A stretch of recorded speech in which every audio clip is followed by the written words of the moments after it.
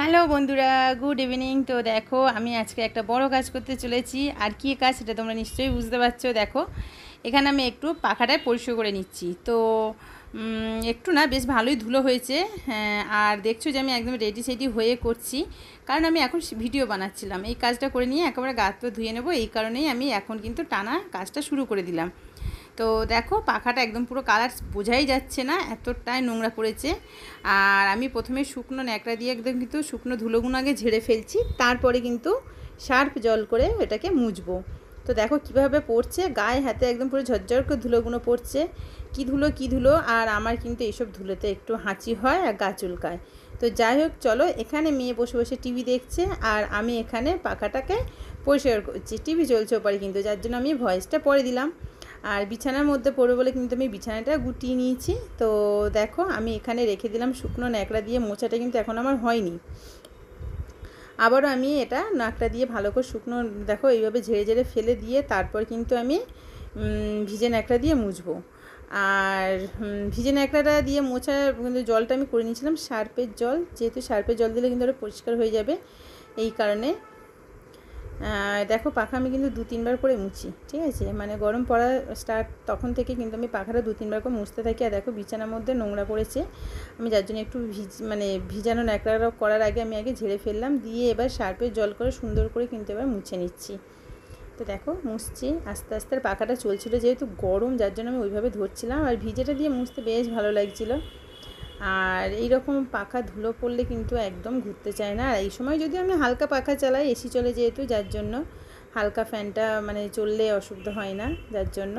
তাও নোংরা পড়ে গেছে, পাখাটা বোঝাই যাচ্ছে না যে কী কালার। তো দেখো, আস্তে আস্তে পরিষ্কার হচ্ছে, আসল রূপে ফিরে আসছে। এর হচ্ছে অনেক দিন থেকে ভাবছি মুছবো, মোছাই হচ্ছে না। আর আমার যখন যেটা মনে হয় করে দিই। এখন কিন্তু বাজে রাত 9টা, আর এখন আমার ইচ্ছা হয়েছে আমি এই পাখাটাকে পরিষ্কার করবো। তো দেখো, এখানে আমি করছি, আর ওপরে টিভিও চলছে। চলো, পাখাটা পরিষ্কার করে নিই। আজকে এটাই তোমাদের সঙ্গে শেয়ার করলাম। কি ভিডিও শেয়ার করবো কিছুই ভেবে পাচ্ছি না। তা কেননা আমি পাখাটাকে পরিষ্কার করছি, সেটাই তোমাদের সঙ্গে শেয়ার করি। তো আমার প্রায় কিন্তু হয়ে এসেছে, আর অল্প একটু বাকি আছে। এটা হলে আমার হয়ে যাবে মানে মোছা। আর এখানে খাটটা এতটা উঁচু না, আমার কিছু লাগে না যে কিছু নিয়ে আমি মুছবো উঁচু করে, তাও লাগে না বেশি। ওটা হলে বেশি উঁচু হয়ে যাবে, আর ভয়ও লাগে চেয়ারটা যদি উল্টে যায়, যার জন্য আমি এইভাবে। আর এমনি লম্বা আছে, অসুবিধা নেই, একটা পুরো হাত একদম আড়াতে ঠেকে যাবে। তো যাই হোক, চলো, পাখাটাকে ভালোভাবে আমি একটু পরিষ্কার করে নিচ্ছি। দেখো, এখানে হয়েও এসেছে প্রায়, আর অল্প একটু ওপর দিকটা মুছলে হয়ে যাবে। দেখো, এবারে টিভি চলছে আর আমি এবারে করছি। এতক্ষণ মেয়ে ফোনটা ধরেছিল, আর এখন কিন্তু আমি স্ট্যান্ডে রেখে আমি কাজটা করছি। তো চলো, প্রায় হয়ে এসেছে, পুরোটা আমি পরিষ্কার করে নিই, আর তোমরা ভিডিওটা দেখতে থাকো। চলো।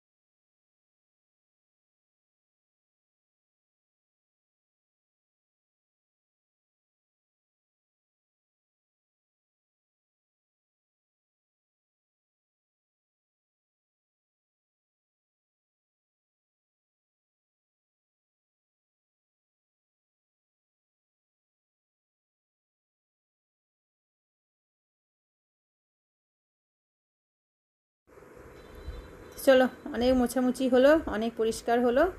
এবার ওর জীবন ফিরে পেলো পাখাটা। ঠিক আছে, তো চলো আজকে হয়ে গেল। এবার আমি নেমে পড়ি বাবা। দেখো এই বালতির জলটা সার্ফের জল কিন্তু। তো চলো পাখাটা পরিষ্কার হয়ে গেল।